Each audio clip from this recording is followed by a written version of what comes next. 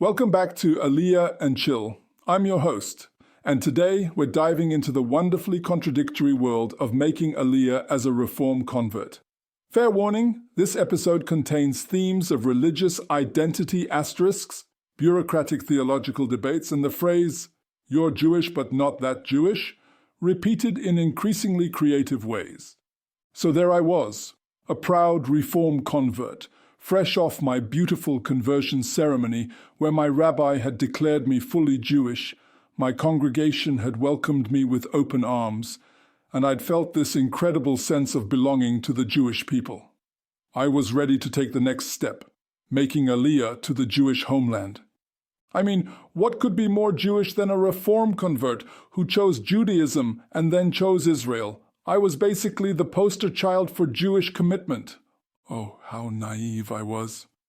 The first sign of trouble came during my Aliyah consultation when the Jewish agency representative said those fateful words, "You're eligible for Aliyah under the law of return, but,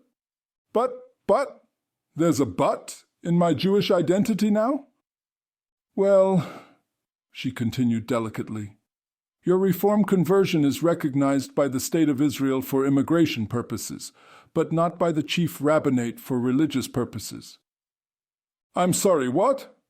It's like being told, "Congratulations, you can live in this house, pay the mortgage, and maintain the property, but you can't use the kitchen because we're not sure you know how to cook properly." Let me break down this beautiful contradiction. The secular Israeli government says, "Welcome home, you're Jewish, here's your citizenship." But the religious establishment says, "Hold on there, sport. We're going to need to see some Orthodox credentials before we consider you fully Jewish." It's like having a driver's license that's valid everywhere, except when you want to actually drive somewhere important. So I could immigrate to Israel, serve in the army, pay taxes, vote in elections, and argue about politics like any good Israeli. But getting married? Sorry. We'll need you to convert again, properly this time. The documentation process was particularly entertaining. I needed to prove my reform conversion was legitimate, which apparently required more paperwork than my original conversion.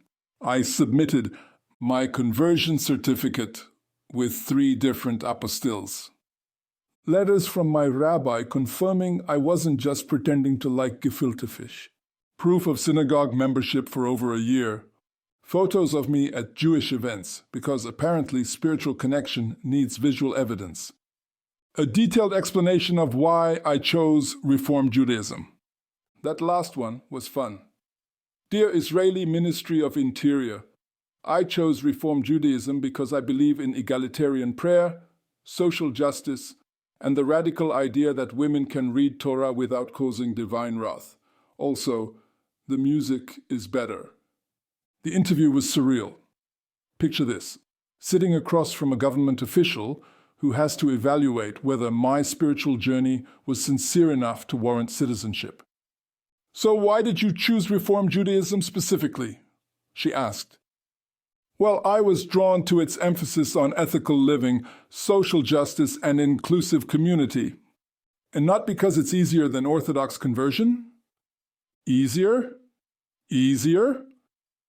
I studied Hebrew for 2 years, learned Jewish history, philosophy, and law, committed to a lifetime of Jewish practice, and went through a rigorous conversion process. But sure, I clearly took the easy route, because I didn't also agree to keep separate dishes. The cultural shock in Israel was immediate. I arrived expecting to blend in seamlessly with Israeli Jewish life, only to discover that my Reform background put me in a very specific category. Jewish, but with training wheels. My first Shabbat in Jerusalem, I tried to attend services at a Reform synagogue. The taxi driver looked confused. "Reform? You mean like, not really Jewish services?" "No, I mean fully Jewish services that happen to include women and musical instruments." "Ah," he nodded knowingly. "Tourist services." Tourist services. I wasn't a tourist. I was a citizen. I'd literally moved across the world to be here. The marriage situation became my favorite comedy of errors. I started planning my wedding and naively thought, great, I'm in Israel, I'm Jewish, this should be straightforward. The rabbinate clerk looked at my file like I'd handed her a menu written in Klingon. Reform conversion, she said, as if I'd told her I'd converted to Judaism through an online course. Yes, by a legitimate Reform rabbi with a proper Beit Din. But not Orthodox. Correct. So not really converted. I'm sorry, what? I'm sitting here as an Israeli citizen who made Aliyah under the law of return specifically because I'm Jewish. Jewish for immigration purposes, yes.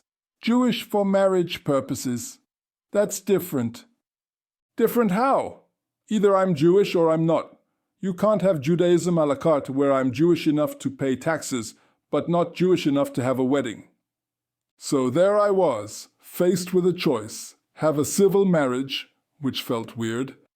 Get married abroad, expensive and logistically complicated. Or convert again through the Orthodox rabbinate, because apparently my first conversion was just practice. The Orthodox conversion option was particularly insulting. You can start the process, they told me, but you'll need to commit to a fully Orthodox lifestyle. But I'm already Jewish. Orthodox Jewish. I'm Reform Jewish. Right, so you'll need to become actually Jewish. I wanted to scream. I chose to be Jewish. I studied, I converted, I moved to Israel. How much more commitment do you need? The most frustrating part? Meeting secular Israelis who didn't keep kosher, didn't go to synagogue, and couldn't read Hebrew prayers, but whose Jewish identity was never questioned because they were born Jewish. Meanwhile, I, who chose this religion, studied it intensively, and committed my life to it, needed asterisks and disclaimers. You're more Jewish than I am, my secular Israeli friend admitted. I eat pork and work on Shabbat, but somehow I get to be unquestionably Jewish while you need documentation. The irony was beautiful. I became more observant after moving to Israel, not less. Living in a Jewish country made me want to connect more deeply with Jewish tradition. But the establishment treated my enthusiasm like it was somehow suspicious. Eventually, I found my community among other Reform converts and progressive Israelis who understood the absurdity of the situation. We formed our own little support group, Jews with Asterisks Anonymous. Hi, my name is Sarah, and I'm Jewish pending Orthodox approval. Hi, Sarah. The beautiful thing about making Aliyah as a Reform convert is that it forces you to really examine what Jewish identity means. Is it about who accepts you or about how you live your life? Is it about documentation or about dedication? I decided it was about dedication. I'm Jewish because I choose to be Jewish every day. I'm Israeli because I choose to build my life here.